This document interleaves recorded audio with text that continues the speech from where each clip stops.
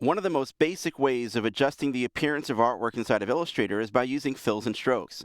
In fact, these settings are so basic we often take them for granted. Well, now in Illustrator CS5, strokes take on a whole new meaning, and that's because you now have the ability to control variable width on each individual stroke. Let me explain what I mean. I'm going to zoom in on this piece of artwork right over here, this little leaf, which is actually made up of two paths that just kind of cross each other.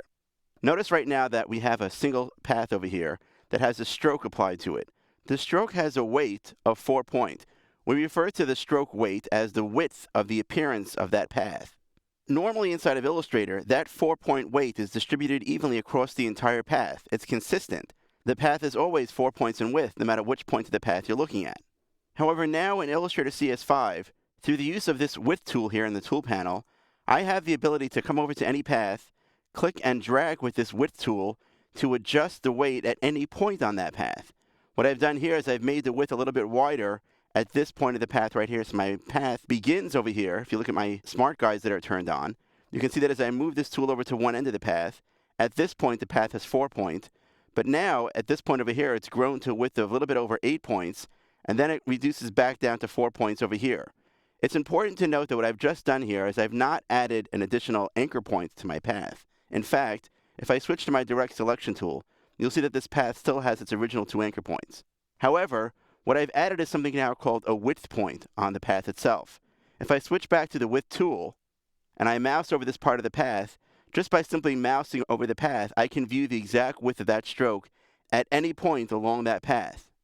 I'll create another width point at this point of the path here and click and drag just so that the path is a little bit more narrow at this point. Notice how Illustrator automatically seamlessly connects these two stroke weights by creating a smooth appearance.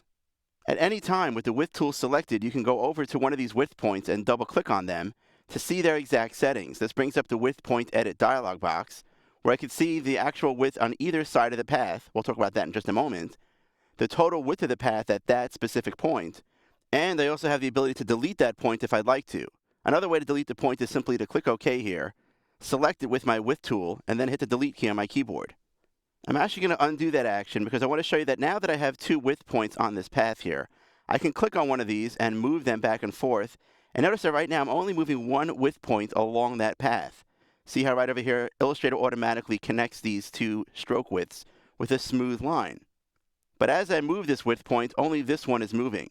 If I hold down the Shift key on the keyboard, now you notice that both of them are moving together. This gives me the fine control that I need in order to make adjustments to the width of my stroke anywhere along the path. Another thing that I can do with the width tool is also just adjust the stroke width on one side of the path. To do that, I would simply grab one of these handles that I've drawn out from the width point, hold down my Option key, or the Alt key on Windows, and click and drag. Now you can see that I'm only adjusting the width on one side of the path. In fact, using that same technique, I can even remove the entire width from one side of the path completely, so that my stroke weight is all entirely on one side of this path over here, but then comes back across the path on this side. Now that we understand how the width tool works, let's take a look at how I might stylize this one piece of art.